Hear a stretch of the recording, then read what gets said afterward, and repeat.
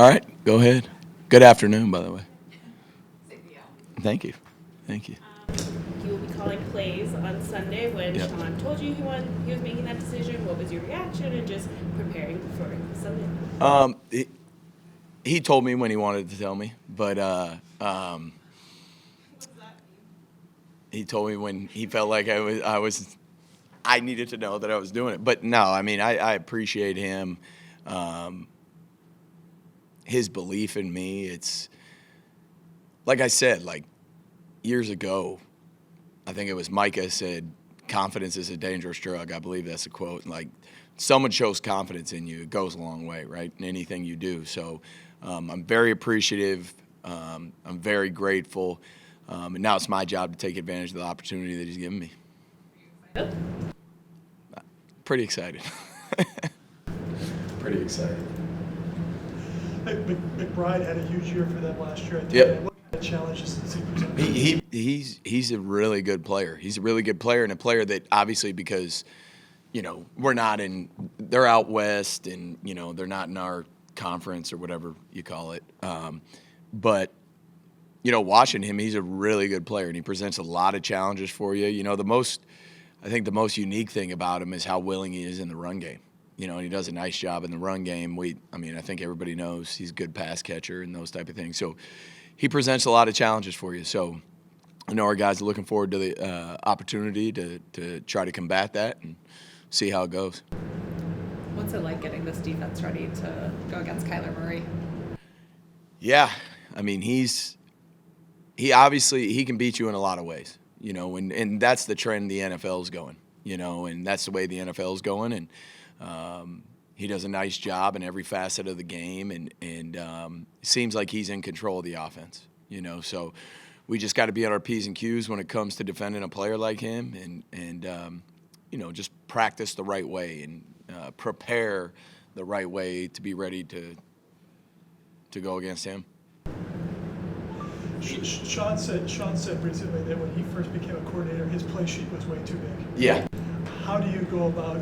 Yeah, so it's interesting, right? Like, I've come up under Sean, and I've seen the way Sean has evolved and molded. And I think I've said it before, that one of the things I respect most about Sean is his willingness to put others first. And at some point, I don't know exactly when it was, but this is years ago, there was a moment where he was like, we're going to keep this simple. We're going to play fast. We're going to play physical. Let our guys execute. And I guess I'm of that school. You know what I'm saying? And I think it's no surprise to anybody. You hear people talk about our defense at times. I listen to press conferences of other people, and the common theme is that for years we've been simple, and we know what we're doing, and we do it fast. And they might know what we're doing, but it's more important that we know what we're doing, So, and you always want to have some wrinkles here and there, but so. Terrel Bernard said yesterday that it's easy for you to be in his ear because you've been in his ear for 2 years as his linebackers coach, and he knows what you want and expect. Does that make it easier for you to communicate with him also? Yeah, I mean, For a couple years as the linebacker. Yeah, I mean, the bad part for Terrell in all this is I don't have to hear anything he's saying, but I'm in his ear the whole time. So he can be mad at me, he can be dog cussing me, he can be doing all, but I don't hear it. So he's got to listen to me. But no, the communication is great between me and him, and myself and him, and definitely those 2 years together. And really being a part of him as a rookie going into that, and then going into that second year, obviously there was a relationship that developed there, and there's a certain standard that you want, and for all these position coaches, there's a certain standard they want in their room, right? That we have these coaches because you're competitive and you have pride, and so I think all that stuff, him understanding that standard, me going from a position coach to where I'm at, yes, definitely helps. Know anything really about him from the outside looking in, and then he kind of burst onto the scene last year. Where have you seen the most growth? Like, You're talking obviously, about Terrell. Yeah, obviously you can see the production on the field, but is there a part of the growth that we might not be able to see? I just think there was a player here before who I had the same conversation with, is there was a point to me, and I think all the players would tell you this, where Terrell had to earn everybody's respect, right? Like the vets that have been here for a while. Here's the new guy on the block in front of the huddle. And I think sometimes, and it's a good thing because it tells you about the person, is he still thinks in a good way that he has to earn the respect of everybody, but at the same time, he's at the point where other guys have to earn his respect, if that makes sense. So that's one area of growth that I've seen, that like he's in front of the huddle. You guys know, the accolade he just got, and he's earned that. And so I think that growth of just understanding of where he's at, in his progression. By no means is he content. By no means, that's the last person I'd ever say that would become content with anything. But, yeah, he definitely, I think he's just more comfortable in that way. There's a little bit less stress on him of, putting weight on his shoulders where I got to show these guys. Now he can just truly be free. Their running game got rolling, especially after Kyler Murray came back last year. Yeah. Just kind of what do you see from there? And now they've added Trey Benson from Florida State. Right. Just Connor and Benson, what do you see from those two? Yeah, I mean, they do a really good job. They do a really good job up front. And let me say this about them: they play really hard. And that to me is a sign of a good culture and locker room and all those type of things. But they've done a really nice job running the ball. They have a plethora of things they can do in the run game. Obviously, Kyler helps them with that, with his mobility. But they're tough up front. The backs are as tough as the line. I mean, they run hard. They're really good players. Got a lot of respect for those guys. And then, like I said earlier, the tight ends, they do a good job in the run game. Sean said yesterday that Damar is going to be starting on Sunday. Just what have you seen from him that made comfortable making that decision? Yeah, so we had a discussion. I can't remember exactly when it was. And I just really sat down with him and talked about, and all I said is, where are you at mentally? And this is before maybe we even started practicing in the spring. I can't exactly remember. But from that point on, I knew he was ready to just be Damar Hamlin, the person and the football player, and I think that you've seen that. I believe that you've seen that with him as we've gone on. He's risen to challenges. There's little things that myself and Coach Dana had given him that, like, dude, you got to get better at this. And he took it, and he would correct things right off the jump. You could just tell he's very focused and was doing things with a lot of intent and intentionality. How do you prepare for a player like Marvin Harrison Jr., top 5 pick, probably be a focal part of their offense, but you have no film of him in the league? Right.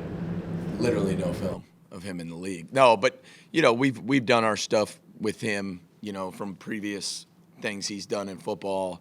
In the end, this is football, and we'll create an awareness for him and what he does well, and, and just have our guys ready based off what we do have on him. And we're about to find out how they use him. We're about to find that out. So there's a lot of things when you go into this first game that are, that are uncertain, And in the end, he's a really good player, but we got to focus on ourselves more than anything else. A lot of the guys have talked about your willingness to talk with them and kind of give them, hear their opinions on different things. How do you balance, hey, this is the way we're doing it, while also kind of having players feel like they have a say in what's going on? Yeah, I mean, that's a great question. So, you have a sense defensively as coaches, as us as a staff, of what works. Okay, so when you talk about schematically and things that you believe are required and a necessity to have success on defense, and you can call that some scheme things. Well, within the scheme, there's certain things that you might, in the playbook, it says that that's what you do, or there's a technique where that's what you do. Well, the players are all different. So it's take their ideas, see if it applies to us as a whole or maybe individually that player. And they're very good. As long as you listen in life, like, people are willing to hear what you have to say after you listen.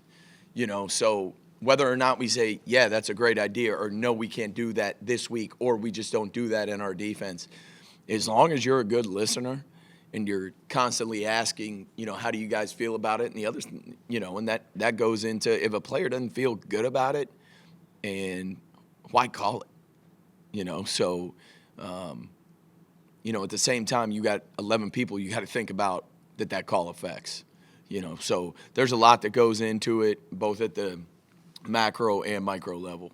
So you just try to put your guys in the best position that you can possibly be, but in the end, it's about the defense. It's not about the individual player. For you personally, what's this week like? Is it a combination of like excitement and nervousness? Is it a different emotion? Like, obviously you've been here a while, but this is another big step for you. Yeah. I think for me, I just get lost in the process of how we're going through things, and there's some new to it. You know what I'm saying? And I get lost. Like I said, I get lost a little bit in the process of it. But what else? The other thing that kind of takes my time is checking in not only with players to make sure we're good to go, specifically veterans that have been around a while, but making sure our coaching staff feels good about everything and the way we're going about it, and leaving no stone unturned and all those things. So I would say I can't really tell you how the week's gone. Let you know on Monday. Bobby, going back to the spring when we talked with you, you kind of said you're never ready, talking about calling plays, you're never ready until you do it. Well, you're about to do it on Sunday. I know you haven't done it yet, but do you feel a little bit more ready, a little bit more prepared, or what? I'll tell you on Monday. No, I mean, we'll find out. All I can do is prepare myself, as does a player prepares himself for Sunday. You try to put yourself in as many situations as you possibly can, and what do you like here, what do you like there, and certainly the preseason helped, but that's a whole different animal in the way we approach it. So it's one of those things that I'm going to go in as prepared as I can possibly be, and hopefully my hope is that the guys can play fast and free, and that the results favor us. But I'm going to stay in the process of what we're doing and how we're doing things, and see how the results fall.